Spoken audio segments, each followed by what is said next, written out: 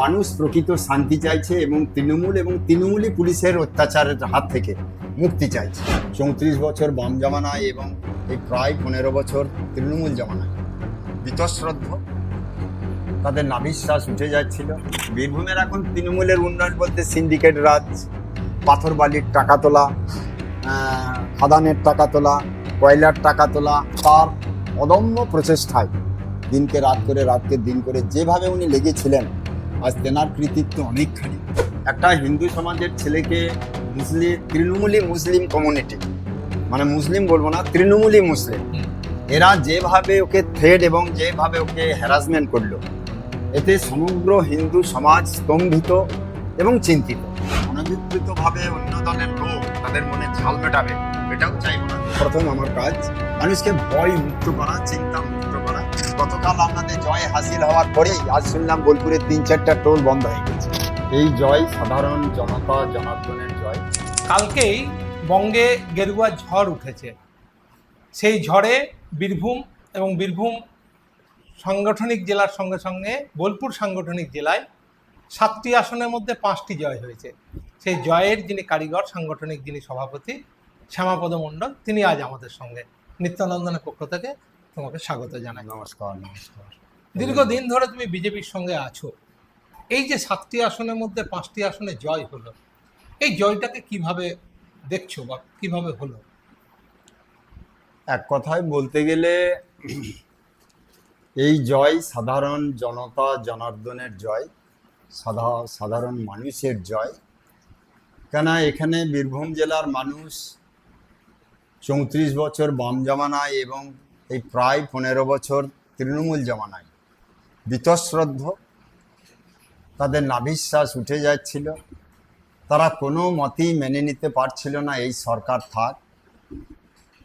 কিন্তু রাজনৈতিক দল হিসাবে সেই মানুষদের কাছে আস্থা, ভরসা এবং বিশ্বাস অর্জন করা, এটা আমাদের দলীয় পক্ষ থেকে খানিকটা ত্রুটি ছিল।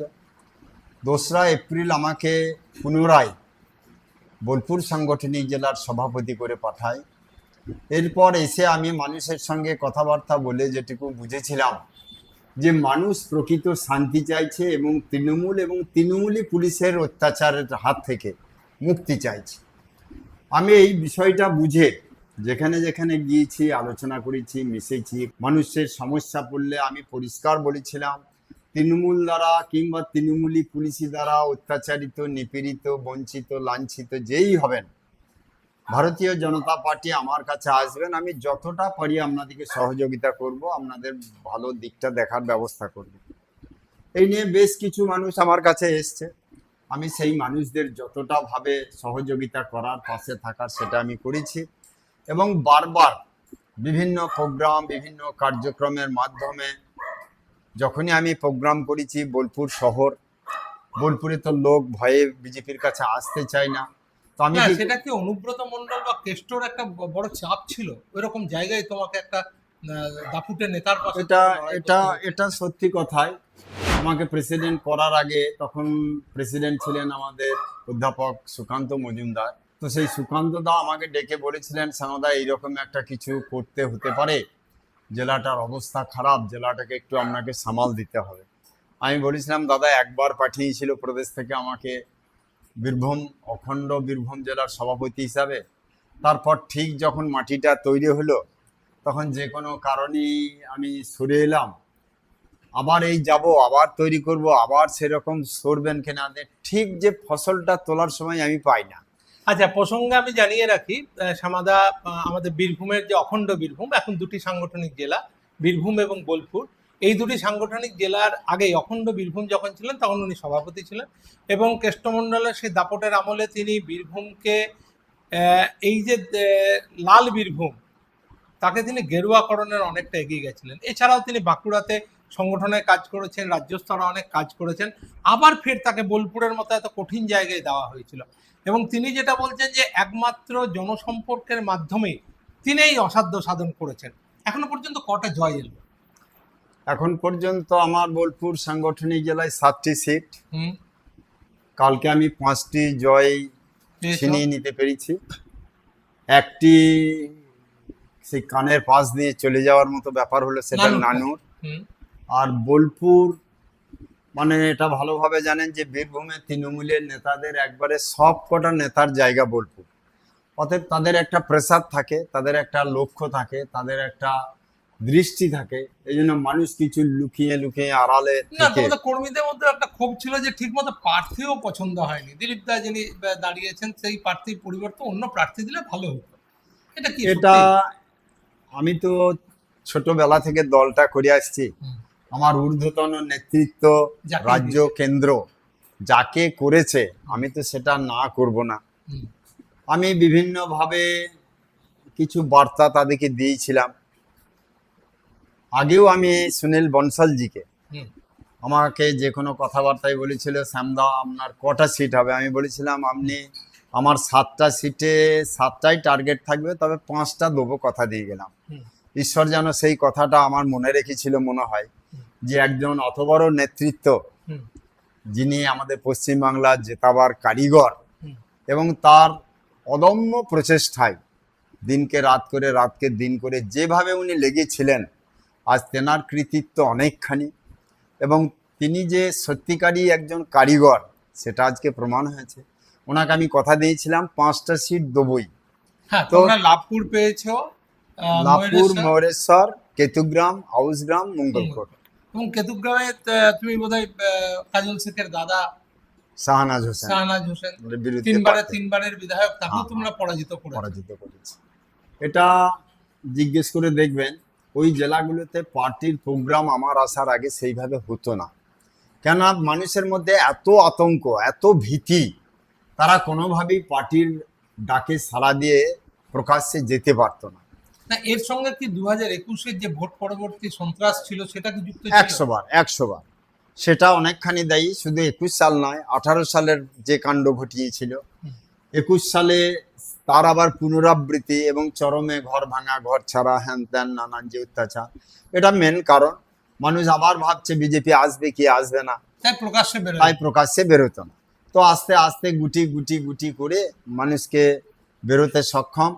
আমি একবার নানুরের মতো জায়গায়, লাভপুরের মতো জায়গায়, দুটি জায়গাতেই আমি ঊর্ধ্বতন নেতৃত্বকে এনে মানে আমার আত্মবিশ্বাস এতটাই ছিল যে আমি যদি অঞ্চলে অঞ্চলে যাই, মানুষকে নিয়ে মিটিং করি, মানুষকে যদি আহ্বান করি, মানুষ আসবে এইটুকু বিশ্বাস কিন্তু আগেও ছিল, এখনো আমার আছে। কেননা এই জেলায় আমি 2বার ওজিএস এর দায়িত্বে কাজ করেছি, প্লাস আমি বিভিন্ন সময় বিভিন্ন দায়িত্বে কাজ করেছি। প্রদেশেও যখন দায়িত্ব ছিলাম তখনও আমার বীরভূমের বিভিন্নভাবে দায়িত্ব থাকতো। আমি একবার স্টেট সেক্রেটারি ছিলাম, একবার ভাইস প্রেসিডেন্ট ছিলাম। এই নির্বাচনের আগে আমি বর্ধমান বিভাগের কনভেনার ছিলাম। অতএব মানুষ আমাকে জানে যে বিজেপি আমি করি এবং বিজেপি আমার ধ্যান জ্ঞান এবং সঠিকভাবে বিজেপিটা হলে আমি খুব খুশি হই। তো সেই রকম ব্রত নিয়ে আমি দিনের পর দিন কাজ করে চলেছি। আজ সফলতা সত্যি পেয়েছি। এখানে রাজ্য এবং কেন্দ্রীয় নেতৃত্ব যেভাবে সহযোগিতা করেছেন, আমাকে যেভাবে উৎসাহ দিয়েছেন, আবার মাঝে মাঝে আমার অভিভাবকের মতো প্রেসার ক্রিয়েটও আচ্ছা, করেছেন। তোমাদের নানুরে যেটা হয়েছিল, সঙ্গে স্বয়ংসেবক তাকে তো মোটরসাইকেল থেকে তুলে এনে হুমকি দিয়েছিল। তারপরেও কি করে মানুষ ভোটটা দিল, এত পরিমাণ ভোটটা? দেখুন, ওটা সাপে বর হয়েছে। একটা হিন্দু সমাজের ছেলেকে তৃণমূলী মুসলিম কমিউনিটি, মানে মুসলিম বলবো না, তৃণমূলী মুসলিম, হুম, এরা যেভাবে ওকে থ্রেড এবং যেভাবে ওকে হ্যারাসমেন্ট করলো, এতে সমগ্র হিন্দু সমাজ স্তম্ভিত এবং চিন্তিত যে এই যদি চলতে থাকে তাহলে আমাদের হিন্দুদের আর চলা বলা ফেরার কোনো জায়গা নেই। অতএব কিছু একটা ব্যবস্থা আমাদেরকে নিতে হবে, আর সেটাই অভিশাপটা আমাদের এখানে আশীর্বাদ হিসাবে দাঁড়িয়েছে। আচ্ছা, তো এরকম ঘটনা দেখছি যেটা গতকালকে ফলাফলের বেরোনোর পর যে কাণ্ডটা হচ্ছে সেটা হচ্ছে যে অনেকেই বিজেপির পতাকা হাতে এলাকায় নানুরে গিয়ে সন্ত্রাস করছে। সিঙ্গি অঞ্চলে বেশ কিছু তৃণমূলের 4-5টা বাড়িতে আগুন ধরিয়ে দিয়েছে, মানুষ তারা হুলিয়া জারি করছে। এটা কি বলবে? দেখুন, এই আপনার মুখেই শুনছি আগুন ধরানো, আমার সঠিক জানা নেই। তবে এখনই বোলপুর থেকেও একটা খবর এলো, আপনি আমার গাড়িতে ছিলেন, ফোনে শুনছিলেন, যে আমার নাম ভাঙাচ্ছে। জেলা সভাপতি নাকি আমাকে বলেছে এটা ভেঙে দাও, ওটা করো, এটা করো। এবং লোহাপুর না লোহপুর কি একটা জায়গা, সেখানে শুনলাম তৃণমূলী মুসলিম কমিউনিটির কিছু লোক তারা বিজেপির পতাকা কোথাও রাস্তায় খুলে নিয়ে গিয়ে তাদের যার উপরে রাগ আছে, হয়তো এই গ্রুপ বি গ্রুপকে মারছে কিংবা বি গ্রুপের লোক সি গ্রুপকে তার মানে মারছে। তৃণমূলের হ্যাঁ, গোষ্ঠীদ্বন্দ্ব। বিজেপির তাদের মনের ঝালটা এখন বিজেপির পতাকা নিয়ে বিজেপির নাম ভাঙিয়ে মিটিয়ে নিচ্ছে। আমি প্রশাসনকে বলেছি সর্বতভাবে আপনারা এটা দেখুন, এটা আমি কখনো প্রশ্রয় দেব না। আর অনভিপ্রেতভাবে অন্য দলের লোক তাদের মনে ঝাল মেটাবে এটাও চাইবো না। প্রশাসন সঠিক ব্যবস্থা নিক, এটা আমি চাইবো। এই যে অঞ্চলে মানুষ, এই 5টি অঞ্চল তোমাকে দায়িত্ব দিয়েছে, তোমাদের কি কি পরিবর্তন হবে নানুর এই এলাকায়, কি কি চাইছো? দেখুন, পরিবর্তন 1 নাম্বার বীরভূম বোলপুরে প্রথম দরকার যে মানুষের মধ্যে আত্মবিশ্বাসকে ফেরানো। ভয়, ভীতি, সন্ত্রাস, মানুষ সর্বদাই যেমন একটা কুঁচকিয়ে বিরাট আতঙ্কের মধ্যে দিন কাটায়, সেটাকে আগে আমার নিশ্চিত করতে হবে যে কোনো ভয় নেই, কোনো সন্ত্রাস নেই, কোনো চিন্তার কারণ নেই। খোলা মনে খোলা আকাশের নিচে স্বাধীনভাবে আপনারা চলাফেরা ঘোরাফেরা করুন এবং যা কিছু হবে সমস্যা আমরা দেখব। এটা প্রথম আমার কাজ, মানুষকে ভয় মুক্ত করা, চিন্তা মুক্ত করা, এটা আমার প্রথম কাজ। 2 নাম্বার, বোলপুর জেলা তৃণমূলের 14 বছর, বামেদের 34 বছরে কোথাও একটা এই জেলার মধ্যে ভালো শিল্প কারখানা হয়েছে বলতে পারবো? একটাই আমাদের আমোদপুরে সুগার মিল ছিল, সেটা উঠে গেল। এখন কোনো বীরভূমের শিল্প কারখানা নাই। বীরভূমের এখন তৃণমূলের উন্নয়ন বলতে সিন্ডিকেট রাজ, পাথর বালির টাকা তোলা, খাদানের টাকা তোলা, কয়লার টাকা তোলা, যে কোনো জায়গায় টোল ট্যাক্স এটা ওটা বসিয়ে রোজগার করা, ভাতা সরকারি সহযোগিতা সেখানেও কাটমানি খাওয়া, এটাই হচ্ছে এদের মেন কাজ। আমি খুব আনন্দিত, গতকাল আপনাদের জয় হাসিল হওয়ার পরেই আজ শুনলাম বোলপুরে 3-4টা টোল বন্ধ হয়ে গেছে। বাহ। এটা আমাদেরকে কিছু বলতে হয়নি। আমি দেখি আজকে একটা প্রেস মিট করলাম, আমার মাথায় ছিল না।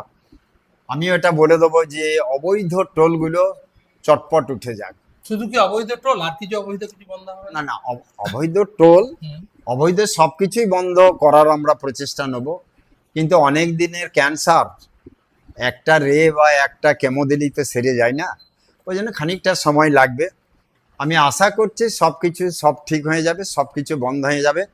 প্রশাসনকে আমরা আপনাদের মাধ্যমে বলতে চাই, প্রশাসনও সদিচ্ছা নিয়ে এই আগের অভ্যাস ত্যাগ করে সঠিক প্রশাসনের যেটা কাজ সেই কাজে তারা ব্রতী হোক, তারা সেইভাবে কাজ করুক, তাহলে সমাজ গঠন খুব তাড়াতাড়ি হবে, সমাজের মানুষ খুব তাড়াতাড়ি এটাকে কভার করতে পারবে বা সেই জায়গায় আসতে পারবে। আর যা নিয়ে মানুষ চিন্তিত ছিল সেই চিন্তা মুক্ত সমাজে তারা বসবাস করতে পারবে, এটা আমার খুব বিশ্বাস। আমরা কিছুক্ষণ সময় আমরা নিলাম শ্যামাদা, কালকের থেকেই তার সমস্ত কিছু পাল্টে গেছে। জয়ের পর থেকেই পুলিশ যেন আগের অভ্যাস বশই তার কাছে আসছে এবং নানা রকম কথাবার্তা বলছেন। শ্যামাদা পরিষ্কার কথা বলেছেন, যা কিছু অবৈধ, সে টোল হোক অন্য কিছু ঘাট হোক, সব কিছু বন্ধ করতে হবে, যা মানুষের পক্ষে ভালো সেটাই করতে হবে। এবং এই একটা ভালো সরকার দেওয়ার প্রতিশ্রুতি নিয়ে, একটা গৈরিক ভাবনা নিয়ে বিজেপি এসেছে। তার কারিগর শ্যামাদা এবং শ্যামাপদ মণ্ডল আমাদের সঙ্গে সময় দেওয়ার জন্য আপনাকে বিশেষ নমস্কার, ধন্যবাদ।